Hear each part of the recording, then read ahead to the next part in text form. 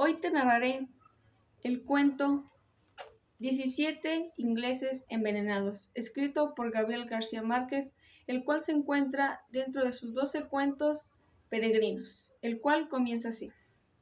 Lo primero que notó la señora Prudencia Linero cuando llegó al puerto de Nápoles fue que tenía el mismo olor del puerto de Río Chacha.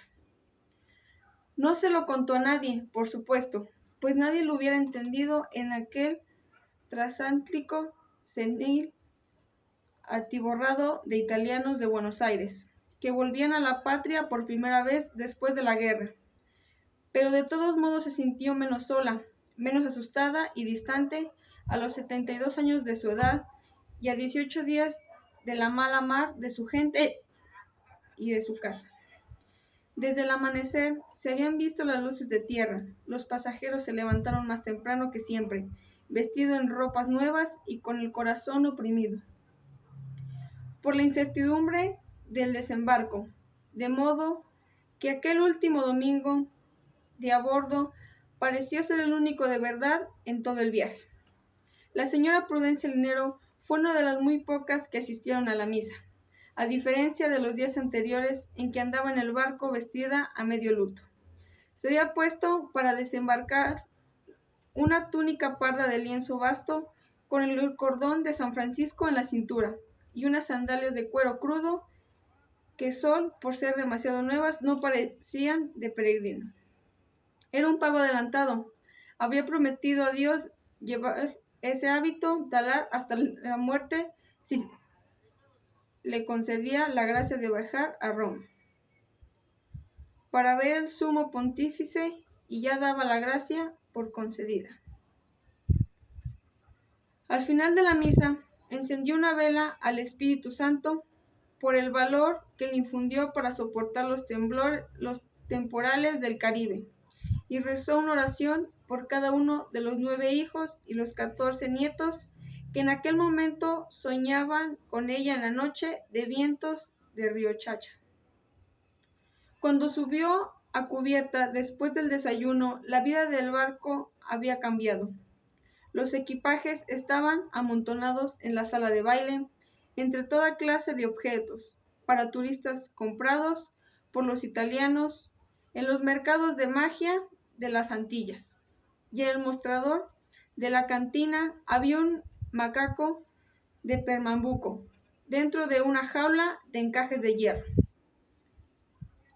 En una mañana radiante de principios de agosto, un domingo ejemplar de aquellos veranos de después de la guerra, en que la luz se comportaba como una revelación de cada día, y el barco enorme se movía muy despacio, con resuellos de enfermo, por un estanque diáfano.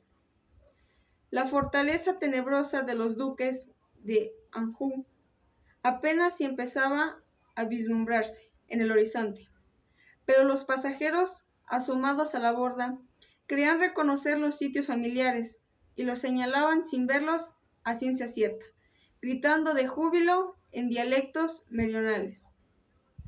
La señora Prudencia Linero, que había hecho tantos amigos viejos a bordo, que había cuidado niños mientras sus padres bailaban y hasta le había cosido un botón de la guerra al primer oficial, los encontró de pronto ajenos distintos, el espíritu social y el calor humano que le permitieron sobrevivir a las primeras nostalgias en el espor trópico que habían desaparecido. Los amores eternos de alta mar terminaban a la vista del puerto. La señora Prudencia Linero, que no conocía la naturaleza voluble de los italianos, pensó que el mar no estaba en el corazón de los otros, sino en el suyo, por ser ella la única que iba entre la muchedumbre que regresaba. Así deben ser todos los viajes, pensó, padeciendo por primera vez en su vida la punzada de ser forastera. Mientras contemplaba desde la borda los vestigios de tantos mundos extinguidos en el fondo del agua, de pronto, una muchacha muy bella que estaba a su lado la asustó con un grito de horror.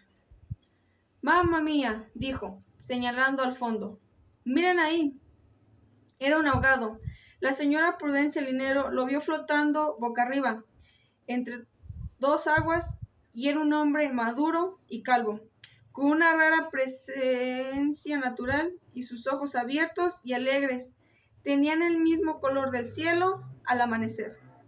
Llevaba un traje de etiqueta con chaleco de brocado, botines de charol y una guardia viva en la solapa.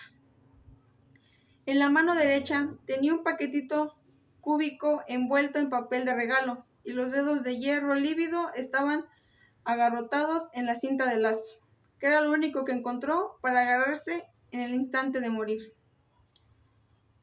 Debió caerse en una boda, dijo el oficial del barco. Sucede mucho en verano por estas aguas. Fue una visión instantánea, porque entonces estaban entrando en la bahía, y otros motivos menos lúgubres distrajeron la atención de los pasajeros. Pero la señora Prudencia Linero siguió pensando en el ahogado, el pobrecito ahogado, cuya levita de faldones ondulaba en la estela del barco. Tan pronto como entró en la bahía, un remolcador decrépito salió al encuentro del barco y se lo llevó de cabestro por entre el escombro de numerosas naves militares destruidas durante la guerra. El agua se iba convirtiendo en aceite a medida que el barco se abría paso entre los escombros oxidados, y el calor se hizo más bravo que el de Richacha a las 2 de la tarde. Al otro lado del desfiladero, radiante en el sol de las 11, apareció de pronto la ciudad completa, de palacios quiméricos y viejas barracas de colores apletonados en las colinas. De fondo, removido, se levantó entonces una tufaranda insoportable que la señora Prudencia Linares reconoció como el aliento de cangrejos podridos del patio de su casa. Mientras duró la maniobra, los pasajeros reconocían a sus parientes como aspavientos de gozo en el tumulto del mueble. La mayoría eran patronas otoñales de pechugas flamantes, sofocadas dentro de los ajes de luto, con los niños más bellos y numerosos de la tierra.